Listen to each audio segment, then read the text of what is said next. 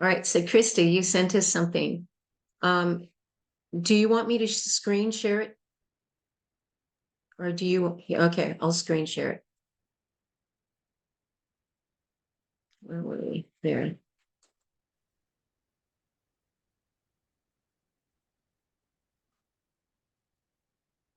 Okay, so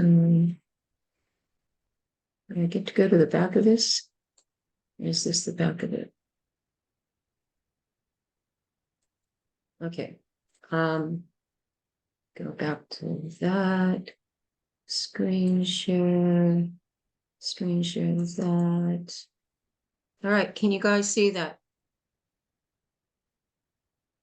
Okay, I don't think I can make it any bigger, but here goes. And stop me anytime you want to pause, we can pause.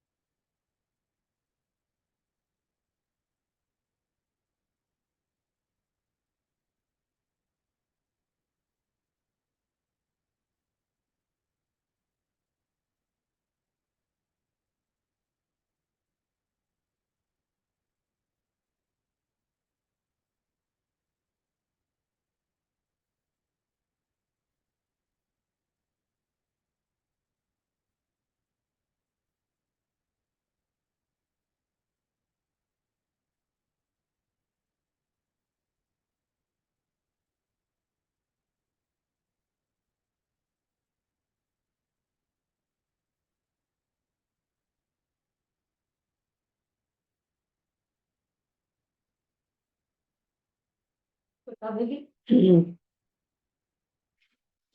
on. I get this.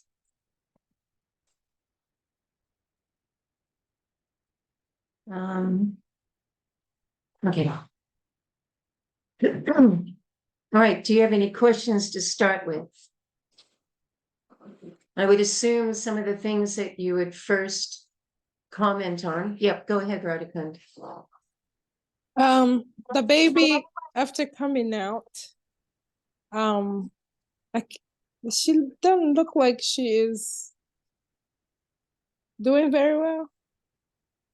Okay, I don't know so if does she need further assistance keeping warm or resuscitation? She looked limp. He looked limp. Looks like it's a boy. it is a Looks boy. limp. Yeah. And yeah, I noticed stimulation from the father and the mother. Yeah, should they be doing anything to resuscitate the baby, or does the baby look okay? It's just me. No, you're very right. You're very right. So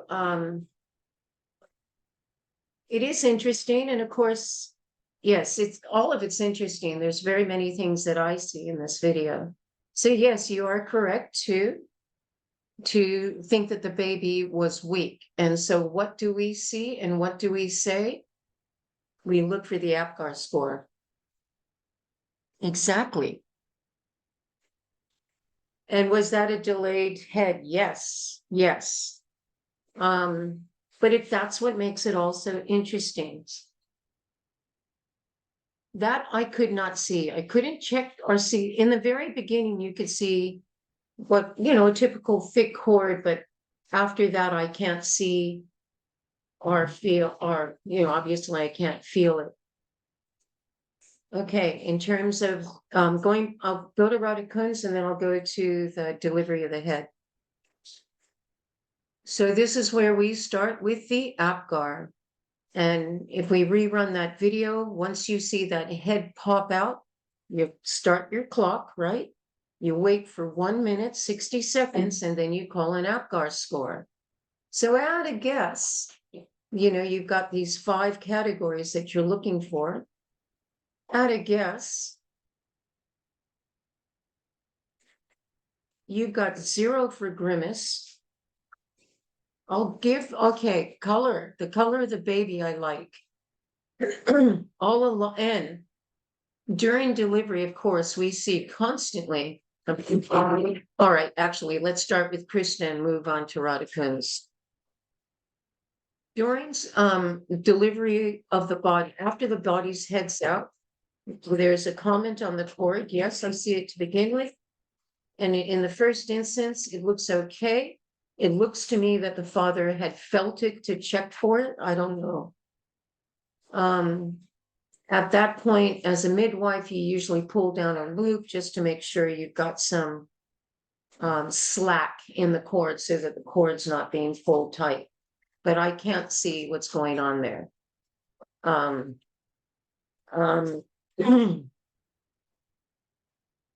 I'm very happy to see the condition of the baby. The color of the baby was quite nice. Baby continually responded. Toes, he was kicking, moving, fleasing, his body was fleasing. What I did not notice was rotation. So normally the shoulders will have to rotate into position. So I didn't see this rotation occur. And so through the various contractions that she's had, I'm still watching for that rotation that never occurred. So of course, this is a time where a skilled care practitioner couldn't help themselves, but start to do something. So what would I do? Well, and it's very, very interesting. The husband was actually starting to do kind of what I would have done. And the mother was very clear, don't do that. In which case I would have responded in the same way, which was hands off. And this is where I say, and where and when I always explain, this is why I like breech is born in water. That's David Miller. He's an author of the book Waterbirth back from the 80s or 90s.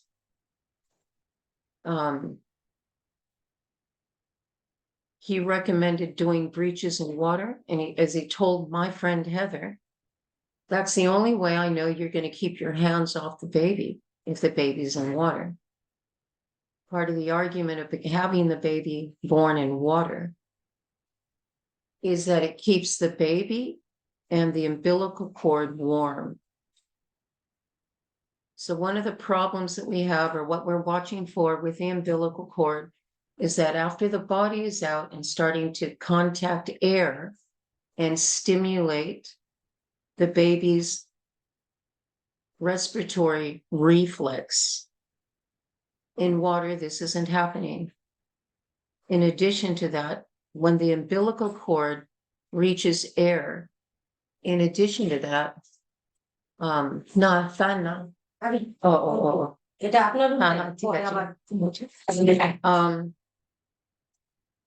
in addition to that, when the umbilical cord reaches the air, it can spasm. It can get, spasms if it's in the cold air, and it really wants, it's all part of this triggering response to encourage the baby to breathe. So of course, the issue we have is the baby can't breathe at this point. His head's still in the vagina. So after some time, yes, skilled people might want to get involved. Get their hands in there. And as I say, the mother push the hands away. So rather than I actually prefer to observe things in a situation like this. I'd rather observe it than pass judgment. And this is what I'm doing right now with you guys. I'm looking at this birth and observing it and taking on information. I'm measuring it up or comparing it to other information or things that I've learned. So Krista, I've learned that, yeah, that's kind of a slow delivery of a head, and that's too long. It shouldn't be like that. Okay, well, the baby came out, and at the end of the day, the baby was fine. Yeah. So I have to take that into consideration. And this is not the first time I have seen this. It's not the first time, whether it be in water, whether it be a dry birth. It's not the first time I've seen a breech baby delay in delivering the head. So, and lo and behold, for the most part, if these babies are left alone, they actually are okay. Again, I'm watching everything. I'm watching the color of the baby. I'm watching the movement of the mother. I'm watching how the mother is completely connected and in control of her contractions, her pushing efforts, and her positioning of her body. There's a point when I'm seeing this delay in head, I might have suggested that she start to get more upright. And I kept waiting for her to she's in this squatting position. I kept waiting for her to kind of lift up so that's what I'm seeing is it appears that the baby's bum is resting on the bottom. So there's two aspects to this water birth and gravity. I saw some of the comments and gravity is one of the things that gets mentioned. So one of the things of birthing in the pool, women tend to move into a hands, knees position, such as this woman did, in which case the baby's body wants to float with the legs behind the mother. And this is what we want. Give me a minute. Let me grab a baby and turn off this spindle. Let me grab a baby. Oh.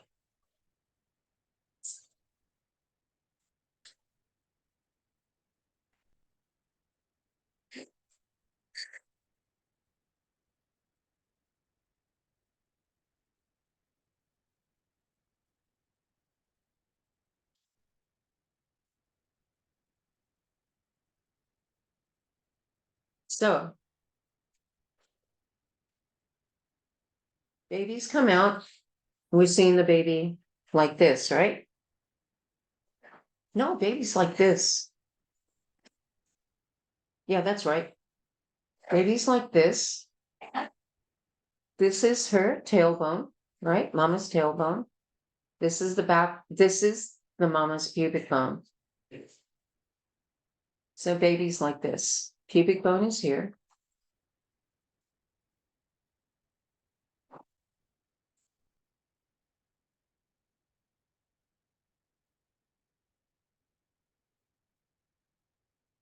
Right? No.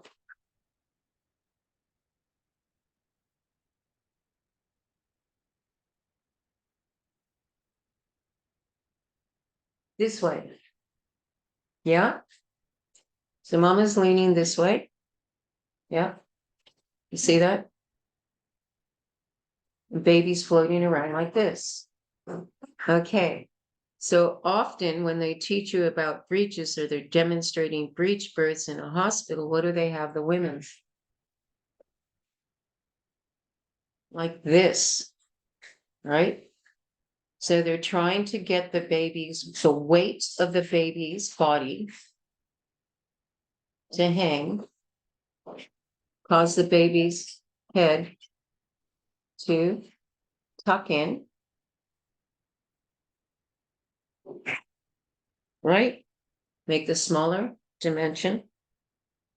So by hanging the baby, so in the hospital, the mother's sitting usually on a table, and they want the baby to hang like this to encourage this.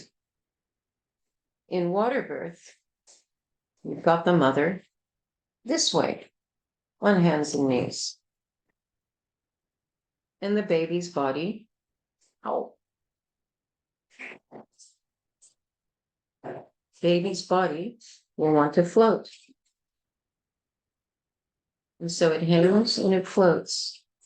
And she kept mentioning the baby moving. And look at that, man. Check it out. That's what's happening. Yeah? That's not very comfortable. Mom, mom, I don't like this. It's not funny. Yeah, well, you move out. That's pretty cool. Look at that. It's stupid. Then deliver yourself. All right. So in a water birth, they're going to float this way, and you're getting that same action. My hand's still broken. Of tucking, engaging the head. And then, so that's what we're trying to see happen. That's what we did see happen. It just took a little bit more time. You do have, if this was a dry birth and the woman's doing the same thing, in some of the videos we've seen the mother's in showers and we're assuming it's a warm shower, and that's cool. It keeps the baby warm. I like the water births because it keeps the baby warm and the mother warm. Otherwise, okay. So moving along to, I think I covered that. If not, send me some more. Going on to the delivery and Rada Kun's question. Absolutely. That was what we would say a compromised baby. So we wait 1 minute after the delivery, and we're watching all this. And by the way, 1 minute is a long time. Exactly. Well, exactly right. Because the worst part of the delivery for this baby is delivering its head and actually making that final transition into the outside world. And this is the case with many, many babies, even if they're vertex. In this case, okay, so yes, if you see a delayed delivery of a head like this, you can expect that when the baby is finally delivered, that he will be compromised. He or she will be compromised. Again, we wait 1 minute. And I want to make a comment about, at this point, the mother starts reacting and responding. And I've never heard a response from a mother like that before in my life, unless the baby was dead. We call in Hawaiian, toward the end of her reaction, she's doing what Hawaiians call kamakani, which is a cyclonic wind, and it's also the cry one gives when you've just lost your loved one, kamakani.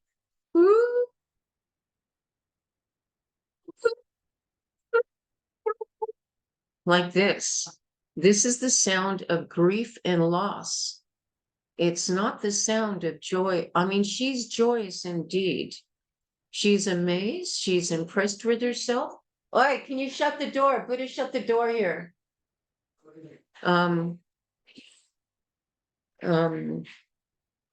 So I am surprised by the mother's response. I didn't read all the way through her explanation of her pregnancy, but I can understand she was challenged over and over again and had to really rise up and fight. Hang on. Stop. Okay, I think I stopped.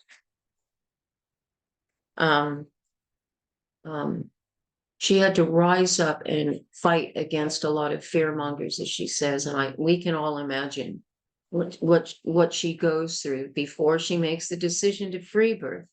And before this, she's actually expecting some sort of midwife birth. Anyway, so she ends up doing a free birth, as you see. So I find that response interesting. A lot of times babies reflect what's happening for their parents. They are party to the stress and anxiety that the mother goes through and that the parents go through together, or anything. The baby is witness and is affected by this. So all I can say is that stood out for me. And to be honest, a lot of times when I've had a number of my breaches have had grief or violence in the home.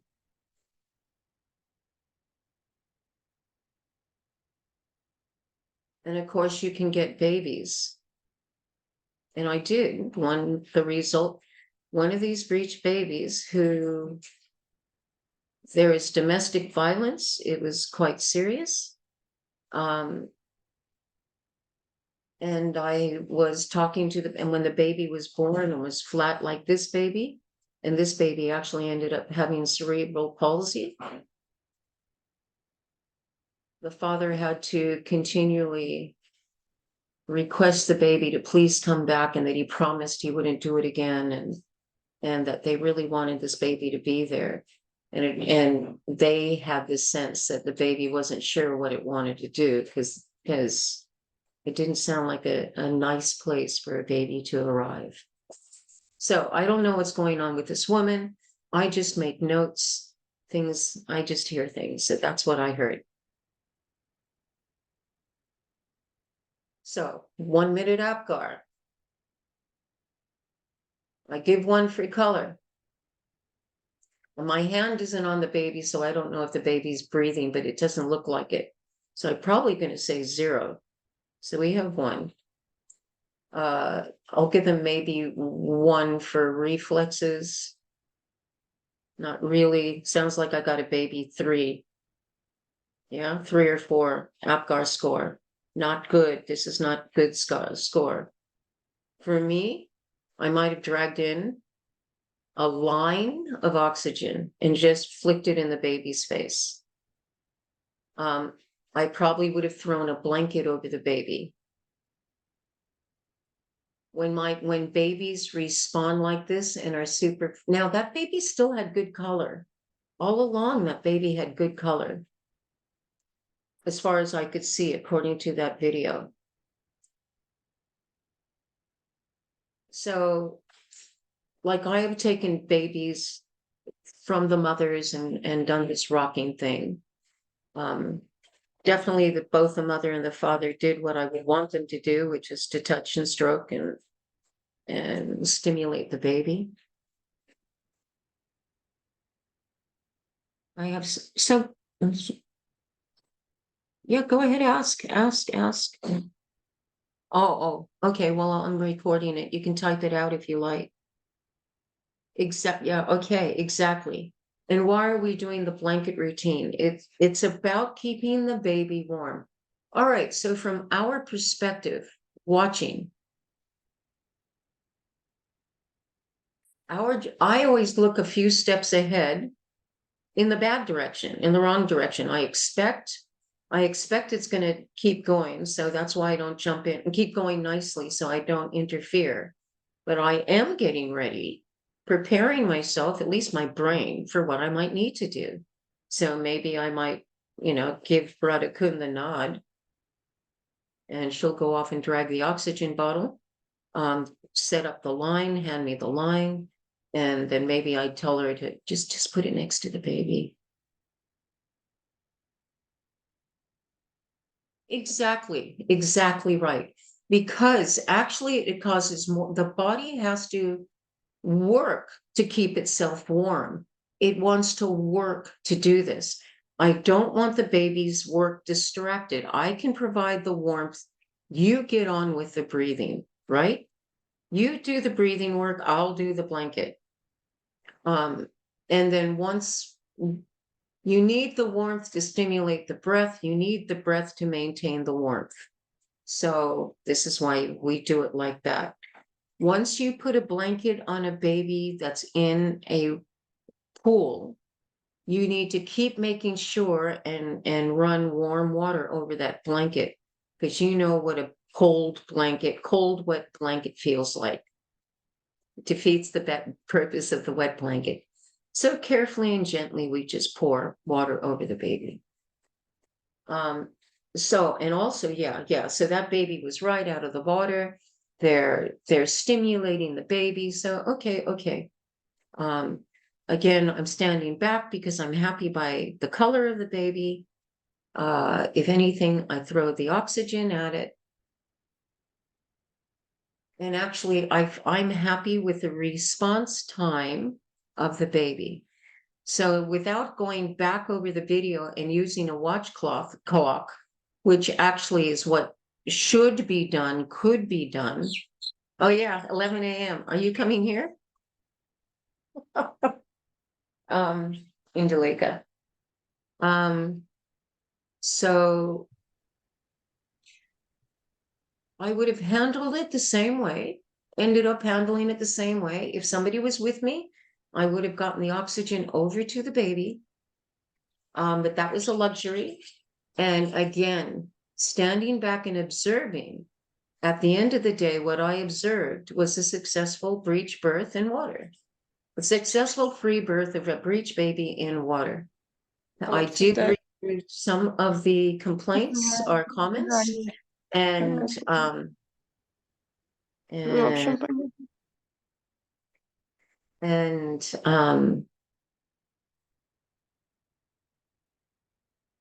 again, I would respectfully ask them to consider to step back and adjust your belief with what you just saw, right? So so obviously everything was okay. And that maybe it's the parameters or your prejudices or your biases, and we all have them. Me too, very strong ones. But sometimes I have to adjust them for what I'm seeing, right? And in this way, if you're honest, you can learn more, and then you offer more to your mothers. Okay? Any questions or anything further with that?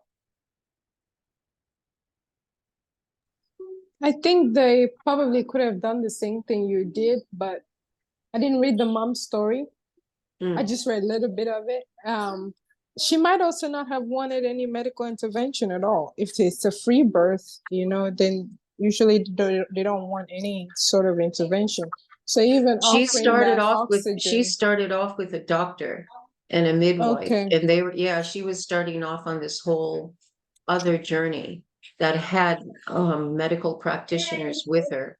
And it was Yeah. only after they kept, as soon as they just kept giving her reasons why I don't remember what I saw for the first reason why the doctor said she, I guess that destroys your dream of having your baby in the living room.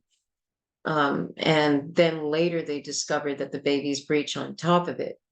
So after a while, there must have been somebody there. Was there a birth keeper? There must have been somebody there because somebody's holding the camera. But that person is not commenting whatsoever. That person is only recording.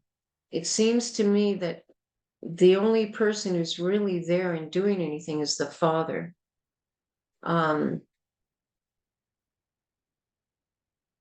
Yeah.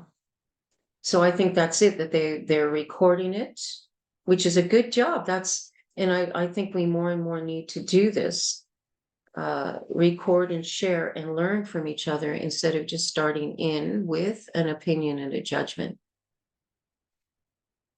And as I say, and it was pretty shocking to me as I go and pick up all my birth books and stories and charts and find out how many breech babies I've done, how many twins I've attended.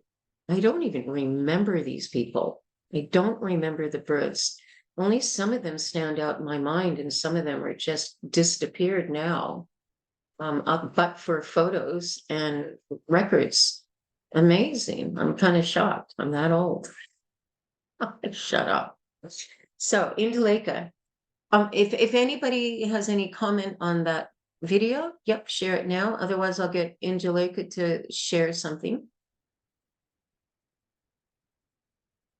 Okay, Indaleka, if you can introduce, explain M12 and give the history of M12 and give them an update, and then we can go into discussing that while I go speak to Buddha.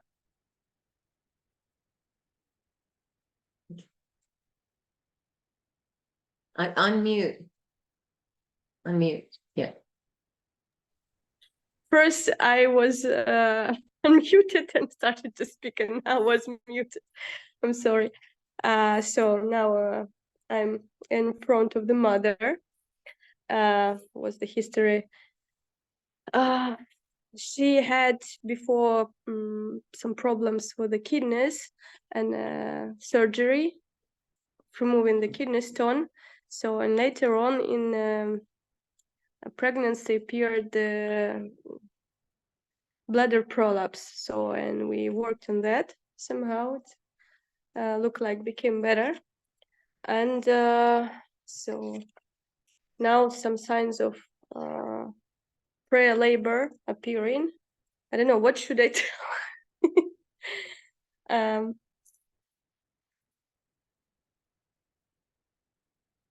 What we're dealing with. Yeah. I don't know what to discuss. I just joined. If there's someone else. Okay. So now Mataji, like she's having some mucus. I mean, like the plug is coming out partially. Some mild contractions are coming, and yeah, it's like she's almost 40 weeks. 40 weeks will be after a couple of days, and yeah, so that we're dealing with.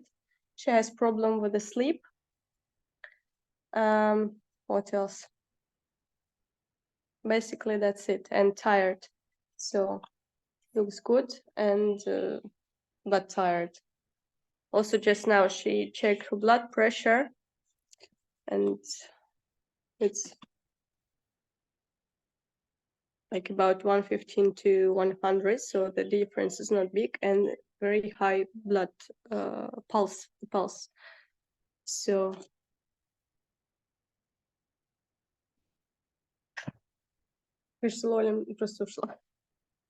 what should I tell on that?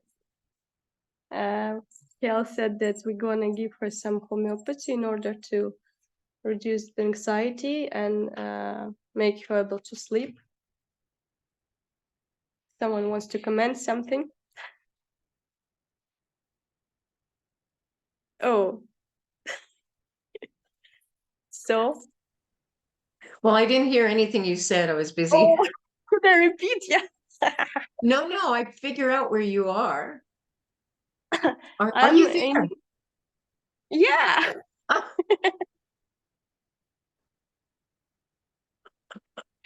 Sorry, I was doing the class. All right, Yeah. so I was just okay. So you've gotten to the Well, point where we've discussed briefly everything. explain what was before then, what's going on now. I mean, that's it. Okay, so what have you done now that you arrived? Nothing. She checked her blood pressure. So yeah, the pulse is high. Blood pressure is like 115 to 100.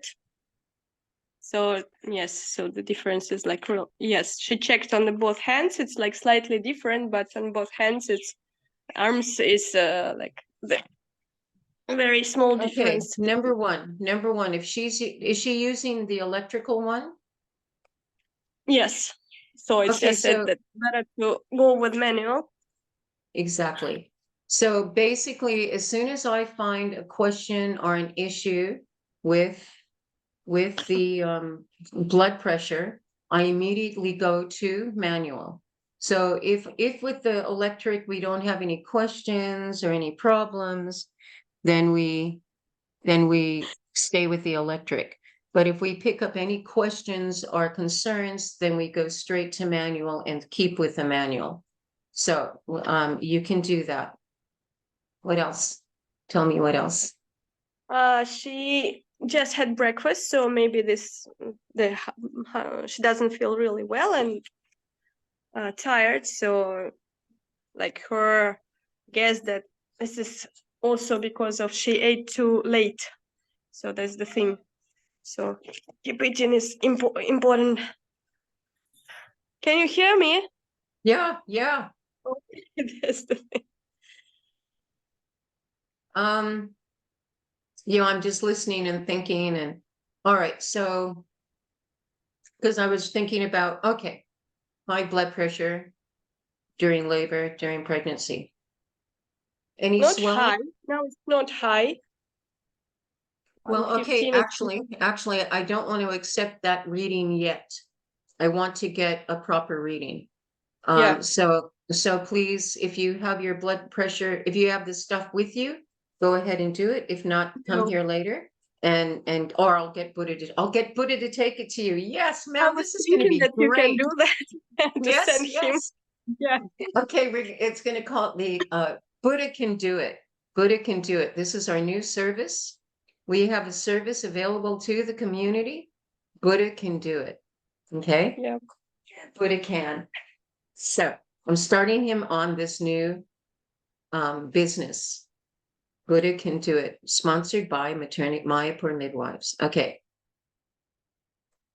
Take her blood pressure. We will check her urine. When you check her urine, you can expect to see some protein if she's continuing to leak. So this is part of the question too, and part of the education to offer. We mentioned in the class thing, spontaneous ruptured membranes, which now move forward into question mark, prolonged rupture of membranes. So technically, according to medical diagnosis, she has now entered into prolonged ruptured membranes. And I put a question mark there because I have questions. Is she still leaking? It appears that she is not. Are we sure that this was amniotic fluid? And the only way to really test it, to know, is to test it and smell it. I mean, it's very, I have smelt before and been very distinct. Oh, that's amniotic fluid. It has a distinct smell. But urine has a distinct smell, especially if it's sitting there. So it's very important to differentiate. So the I question, actually I asked her before to try to smell, to differentiate, is it urine or not? And she said it's definitely not urine. okay, but now it's stopped leaking. It So, stopped leaking, yes. so is it prolonged ruptured because now you meant, okay, because membranes can heal themselves. But are you here? Did somebody knock on the door? Oh, sorry. Okay. Prolonged ruptured membranes. Okay, because the membranes can reseal themselves so that we no longer are concerned about prolonged rupture. You can, yeah, and these are referred to hind water leaks, meaning they're up high in the uterus or up high, yeah, up high in the bag in the uterus, and it can block itself and heal itself and not be cause for concern. So we have cause for concern of prolonged rupture of membranes because we are concerned about the uterus and the baby being exposed to external antigens. But if it's a hind water leak, it's protected from the outside elements. Now, we also discussed the baby moving down. And also the other comment that's made here is that the baby is super active. Now, if you continue to have broken waters and leaking waters, prolonged ruptured membranes, every time that baby kicks and moves, there'll be leakage of water. So that's interesting for me too. Okay, baby's kicking and moving, but she's not leaking anymore. So either it's a hind water leak that's sealed, meaning baby is not exposed to the external elements. I feel a little more now baby is calm. Okay. So we get the it was this morning or I think it was this morning in Juleka, you were telling me about the baby that Lolita Kund had reported the baby was active and moving around a lot, and this is why she could not sleep. Last night, I think you said this. Yes, that was yesterday. I mean, like during Okay. the day. See, I know stuff. I can remember some things. You should be so lucky. Meaning it would not seal if it was on the front side. Well, let's put it this way. Yeah, generally speaking, if it's in the front side, it gets more irritated, gets more agitated. When the baby moves, water can get around the baby's head and leaks. And especially the more he's moving. And okay, so we also understand a couple of things. Just think of physics and just the way things work. Gravity. So we expect that at this point in time, especially because she's had some rupture, she is due, and she's niggling into labor. We expect the baby to descend and drop into the pelvis. And as babies drop into the pelvis, they settle down. They don't get more active. They actually settle down. In fact, they get really active trying to get themselves into it's this whole thing. They're actually trying to descend into the pelvis. So I'm aware that here's a baby who's high enough yesterday, was high enough to be very active and disturbing, yet no leakage. Yet there is blood. There's a little bit of bloody show in very thick mucus. Okay, so I just add all these things up. These are all subjective information.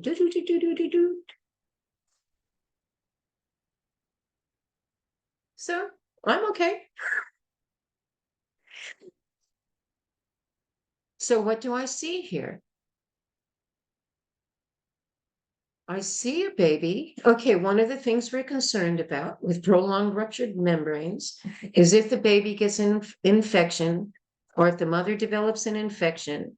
And with this, the mother will start a fever and the baby will show signs. So 2 signs. I know this doesn't help. I also need you to take something Cool. over to that lady again. Yeah. Yeah. What is it? If you go in the other room, in the up cupboard, you'll see a purple bag and a purple stethoscope. Actually, I don't want that one. And bring the bag that has colored patches on it.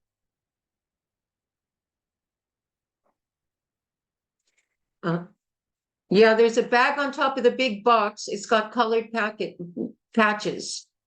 We're going to call it the antenatal bag. I want that. Actually, mostly I want that. It's not in the cupboard. It's in the box in the doorway. The big box. Sitting on top of all the other bags of secondhand clothes. Because I have now become the op shop. The thrift store. KL's thrift store. Okay. Where were we? Compression of the cord. Did we say compression of the cord? Anyway, that's one of the concerns we have with the water dropping compression of the cord. Okay, you can do this one. Actually, 1 second. I'll do it. This one goes so hard. No. It looks good. I did say this, but I said it's good.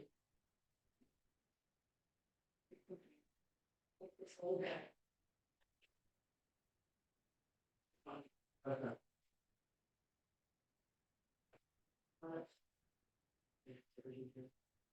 I'll listen to you. Why? Get it. Why? Take it out of here, and if you can't take it out of here, take it out of there and make a note. All right, Buddha's taking over the antenatal bag now. Divya, you're in luck. You lucky thing, you. I brought that back. That came from my daughter, and I was wondering, who will I give it to? Can't give it to Divya. Can't give it to Radhikun, because I assume you already have one, Radhikun. Otherwise, you get it. Divya had her chance. I want it. Sorry, Divya, she got it. I did not know you had to say it. It was a buzz around. I did not know. Well, this is the thing. Okay. So we ladies, we have to learn to jump up and respond, you know? I know as women and myself, you wouldn't believe how shy I was, you know, at your age and stuff. You wouldn't believe. And I've become this now because I really realize it's a goddamn waste of your time. You know, if you know what you know and you need what you need, you know, no need be shy. Okay. Okay, Buddha's on his way with the kit.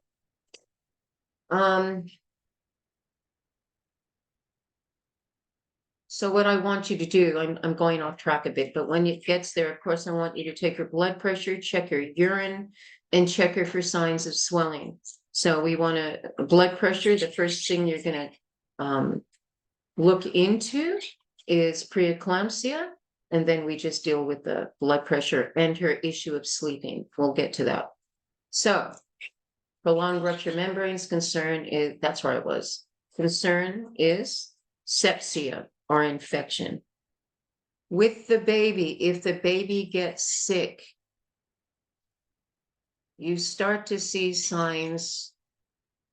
The amniotic fluid, which we're not seeing, becomes a little more slimy and smelly. What? I'm that boring. Fine. Fine, be that way. Actually, this is great. Okay, just good night and sleep tight. Time to dream about Krishna in the forest of Vrindavan, where the cow and coward boys play. Continue with your class. She woke up. Oh, I have to put you back to sleep now, okay? The drone of Bhagavatam class. I feel it.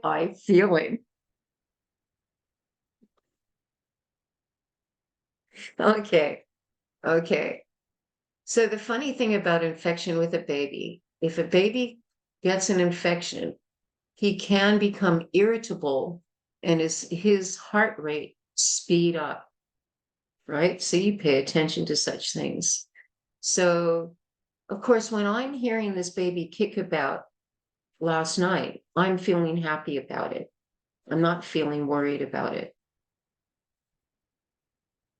And then, of course, now you're there and you're telling me that the baby's calming down. I do understand any woman's agitation and frustration of being in that early phase of labor. It is frustrating, even for me, a seasoned mother, a seasoned midwife, it's frustrating. I only have experience behind me, and without that, and being an older woman, for me, when I say older woman, I'm talking about somebody in their 30s, which is not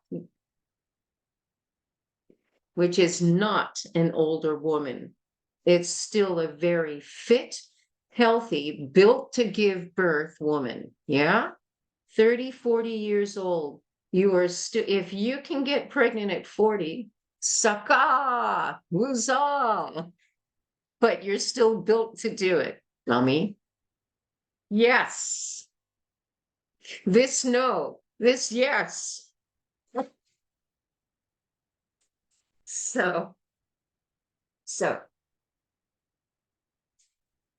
also, if the baby is not doing well, baby will slow down, and with contractions, baby can slow. So either they will speed up and their heart rate will accelerate, or they will slow down under contractions and be slow to recover. These are signs of an unwell baby, and this is why we do like to monitor and listen to the baby's heartbeat.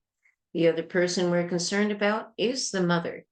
So, because we also don't want infection or antigens traveling up into her uterus and causing infections for her. So for two things, we pay attention to the smell in the room, right? Pay attention to the smell. If it starts smelling off, you need to take her temperature, take the mother's temperature, be aware of her behavior. Is she getting agitated? So in things like this with her, so we have this woman who all along has had a stressful labor, a pregnancy. Her pregnancy has been stressful the entire time, either physically, emotionally, or completely no fault of her own. This has been a drag of a pregnancy for any woman. That's a fact. So, and it's her first baby, and she does have negative input from her family. So this is the woman we are working with right now. She's hung in there. So I'm going to give her that good pat, good on you, girl. Good on you, mate. She's hung in there, even through my doubts, as did Sabita. So this is good. I like people arguing with me and defeating me. So this is good. And she did. She argued with me, and she was determined to stay at home. So this is, all these things tick me, give me the good box.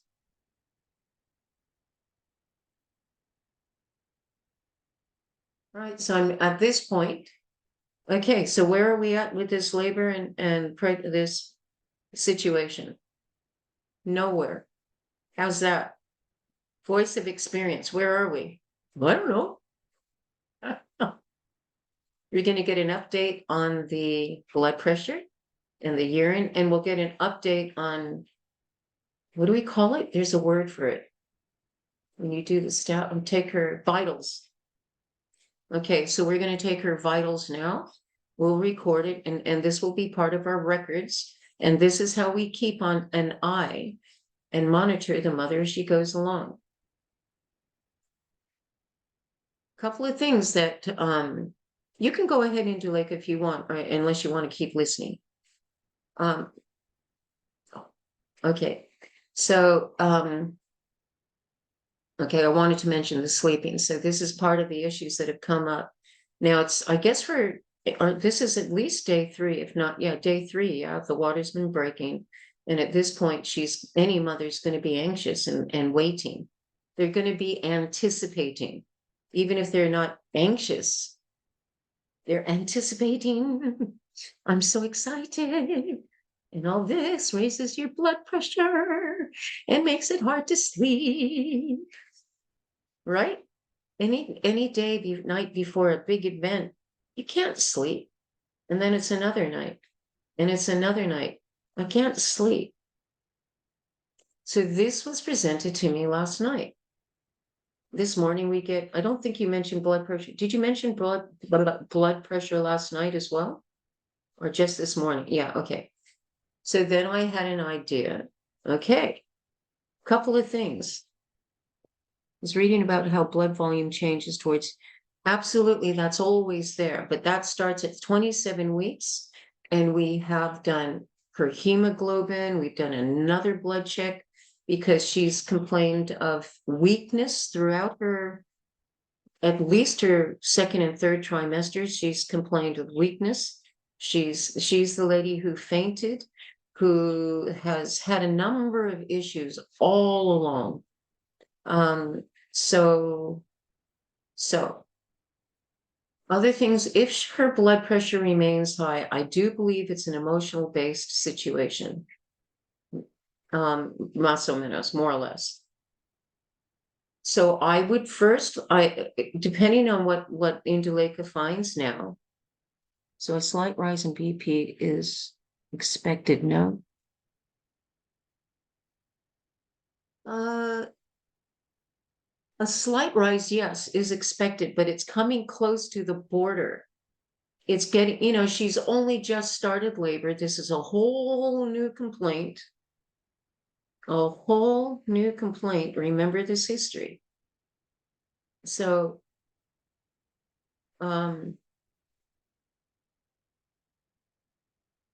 so at this point of early labor, if she's knocking on the door of high blood pressure, we need to address it now. My first thought would be, having known this woman, it would be emotionally based. And therefore, I might give her certain things to address the emotional aspect, starting with rescue remedy and things like this, which I believe we've already given. You're muted. What? Oh, you're reading. Okay. Yeah, I'm typing. I just feel that I'm trying to type, not to wake you up. Gotcha. But Gotcha. I feel that anyway, I feel that she's more bored rather than, I don't know, anxious or like complaining about some issues. The only complaint is that she's tired and cannot sleep. But the rest is like she's boring, and like with that she's trying to check blood pressure or something, just to engage herself in something, to do something. You gotta get that rock and roll birth out. Okay, so it kind of fits in with everything we've been seeing all along. So I would reach out for my flower essences book, and I would look for certain things such as seeking attention, needing support, things like this. And of course, I can imagine straight away that such support would help to bring the blood pressure down. So you can turn, if you're suspicious that it's coming from emotional distress, then I turn to flower essences and the like. Now, if it's physiological blood pressure, such as the case of Jalungi, we should get in to talk about too, whose blood pressure went through the roof, and she actually had high blood pressure, and I knew it wasn't emotional. It was actually Latina. What else is an Argentinian gonna do? I have the high blood pressure. And she did, but she really had physiological one. So if it's physiological, you can use blue and black cohosh. I'm not so I can look up, or you can look up the homeopathic, if the homeopathic, which is blue and black cohosh, pulsatilla and calophyllum, sorry, blue and black, pulsatilla and calophyllum respectively. So pulsatilla and calophyllum are homeopathic preparations of the plants blue cohosh and black cohosh. These plants, in addition to what you know they do, also assist in bringing down or regulating the blood pressure. So if you have low blood pressure, which remember, that's what she originally was complaining of repeatedly to the point she faints. And then there's a whole story of that being given the, oh, that wasn't the same. Too bad it wasn't the hospital. Remember the the meds for the lowering the blood pressure? And then she passes out. Anyway. So that's what I do to treat it. Naturopathically or naturally, homeopathically, naturopathically. And also, she mentions sleeping. We also know that she's niggling into labor. So you can think about everything that works for you in this situation and think about what complements other issues that we have. So another issue that we have, and we know this does not play out well in labors. What was I going to say? Not sleeping in long labors. Women don't sleep and they become exhausted, da-di-da. So this is not a good scenario either. So I do want to see the woman go to sleep. I wouldn't want, so calophyllum, pulsatilla help to enhance, as well as the herbal mixtures, blue and black cohosh, help to establish contractions. Cannabis also helps to establish contractions, as well as help a woman to sleep. Now I have 2 oil preparations. I have 1 tincture, and I now have some edibles. And these will vary in strength. I think the tincture will be the weakest. The oils will be second, and the edibles will be very strong. I don't know. So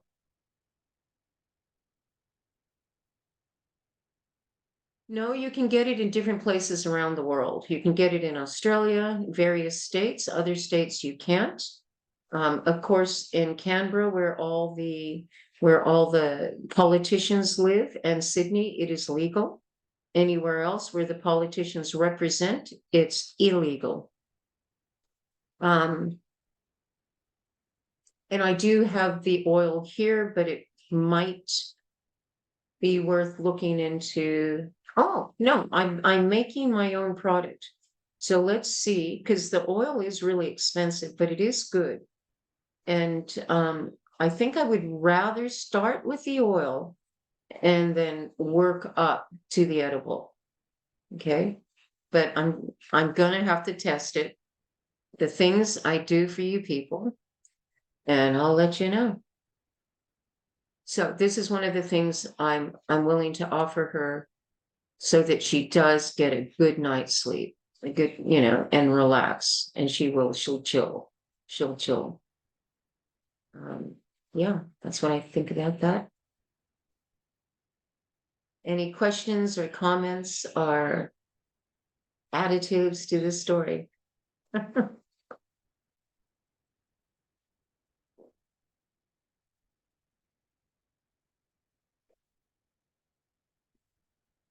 All right. Great. Another person reached out to me, Divya, from Vrindavan. Her name is Yamuna. So she's going, I'm not sure what she's going to do if I think she wants to have her baby in Vrindavan. So we have to, what? I think this is good.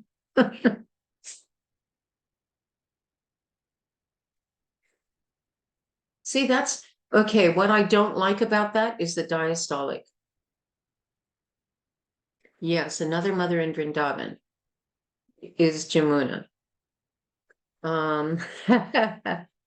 Yeah, I swear between Vrindavan and Mayapur, it's going to be a thing, and we can get this going, and we have to get it going by December. Because I'm getting squeezed on my rent and no income. I'm down to less than 20,000 rupees, people. All right, and now back to Lalita Kun. Don't like that. 130 over 90, I don't like.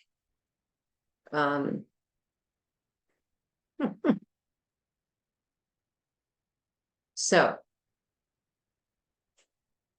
check her urine and check her swelling, and then come over here. No swelling. Okay. You don't have to come here. You can just report to me, and I'll get Buddha to take over something. I haven't finished the edible, but I'll get in there and I'll finish the edibles now.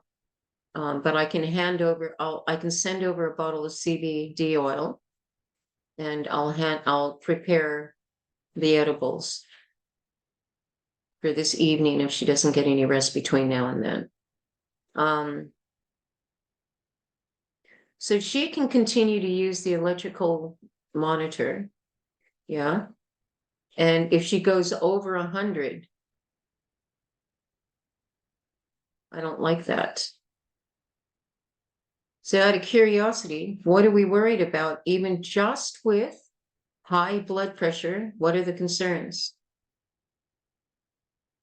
What could happen?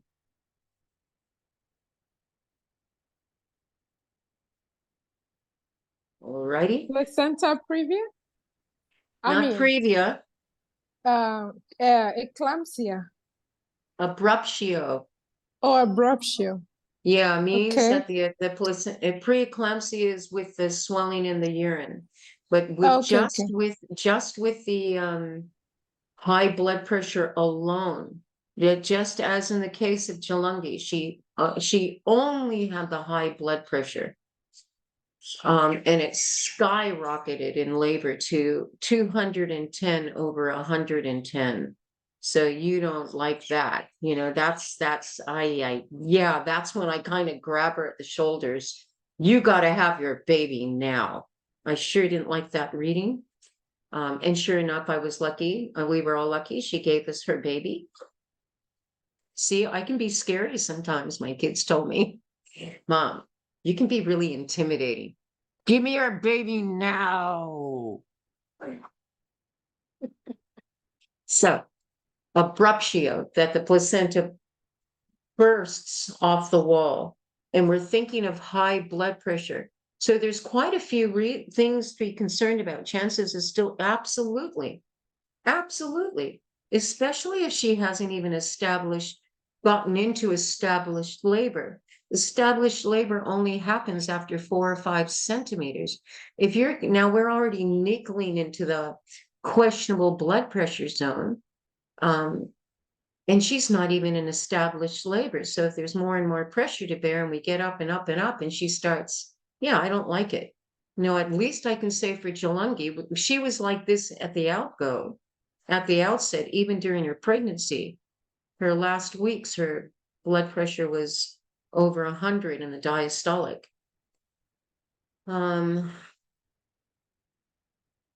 So when the systolic goes over 200 in labor, yeah, you are worried. Not only are you, no, the baby's a goner. If you have placenta abruptio before this mother is fully dilated, you say goodbye to the baby. I see you. Shall I go outside and wave? Oh, I could, You could just shout it out to me. And in it, besides the baby's pretty much gone, but you can lose the mother due to hemorrhage, right? And the only way you can stop the hemorrhage is for the uterus to contract nicely and firmly, which it can't do because there's a baby, a dead one at that, in the way. So you're fighting for the life of both. So these are situations that are scary to deal with at home. All I've had, I've been lucky. Yeah. You're muted. Unmute. So everything is well. No protein. Oh, interesting. No, it's like it's really acidic.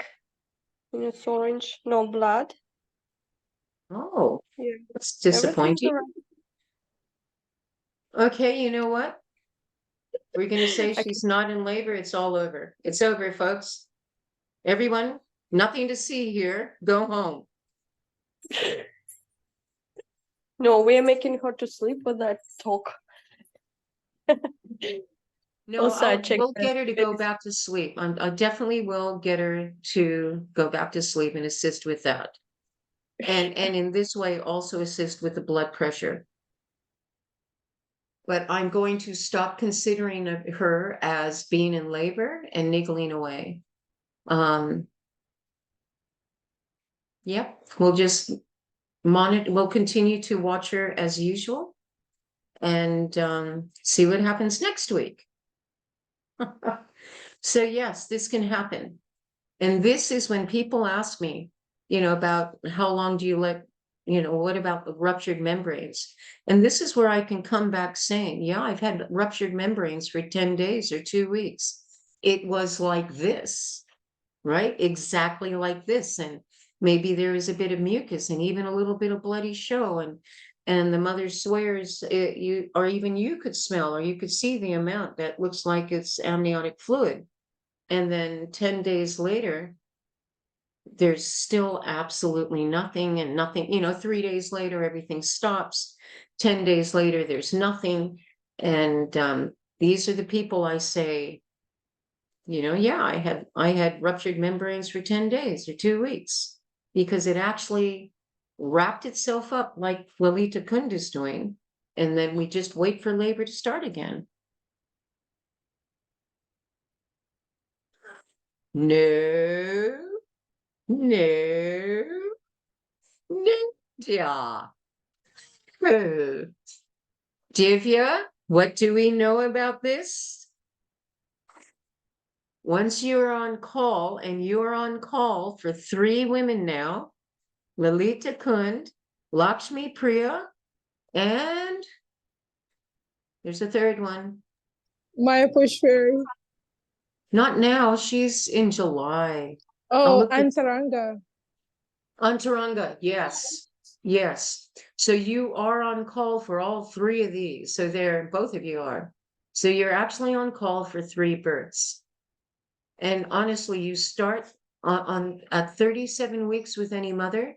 It's I switch my brain on. Okay, Kale, get your shit together. I start nagging Kale. By 38 weeks, my equipment is sterilized. My bags are packed. And from this point onward, every night when I get home, usually once I get home, I think about, oh shit, how much fuel do I have in the tank? Baz, can you take the car to town and fill it? Except I can't do that anymore, but I'm here. I don't need to. And your phone is on. Your phone is on. And you got to make sure you answer that phone. So Radha Kund, what you can do is you can set your phone to do not disturb, and you can have exceptions, right?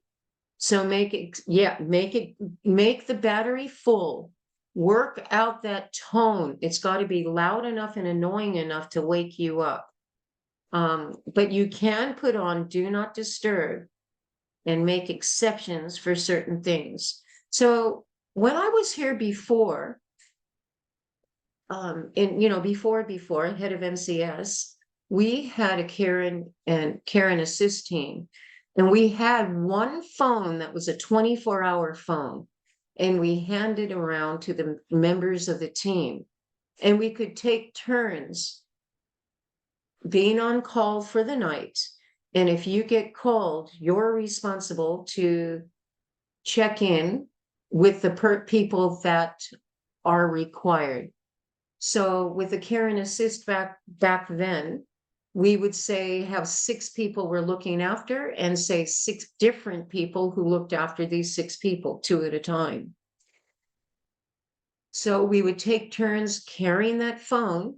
If we got woken up in the middle of the night, we would call a number, and our phone, the 24-hour phone, was a phone that the other members had on exception. You could do not disturb, except this phone. I will receive that call anytime. So we could do a similar thing like this again, where, sadly, we don't have teams plural. There's only you and Indelica. Yes, and baby is good. Which I expect. I expect a healthy baby. I don't even need to hear the report. No, baby is 65. Beeps. Ah.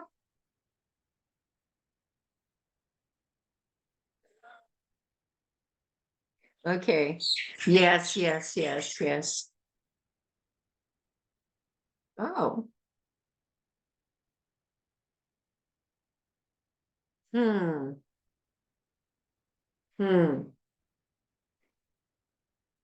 All right, let's see if we can put her to sleep.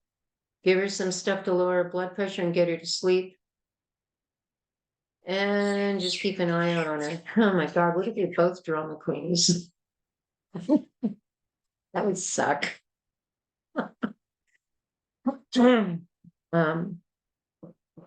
Yeah, so we'll do like that. But yes, you are on call for 3 births.